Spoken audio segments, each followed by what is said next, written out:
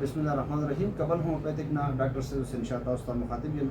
دا زمونږ بچو او بچیانو میسج کړی دی د مخ دپاره چې یاره زمونږ په مخ باندې دانې راختلي دي او دانې چې دي هغه تیغدارې دانې دي، پکې دننه پیپ غوندې یا پکې دننه داسې چې موږ زور کړو د هغې نه دغه راوځي او تیښتې راوځي.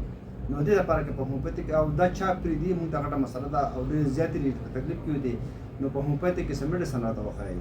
نو بچو دغه لپاره خو په هومیوپیتیک کې ډېر شی میډیسن مختلف ډاکټران ورکوي. زه به راته یو 2 میډیسن وښیم. سلفر په 200 طاقت کې یو میډیسن دی هومیوپیتیک، او بل روسټاکس په 200 طاقت کې یو میډیسن دی.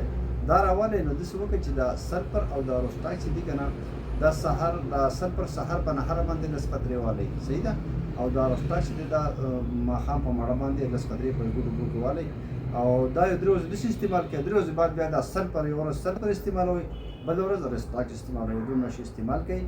پاسپورټ خوراکونه، مرچکي او ګرم خوراکونه دې نه پرهیز کوئ. دانې به شو کوئ نو انشاءالله الله به خیر کړي. په دعاګانو کې مه ساتئ. جزاک الله خیر. شکریہ.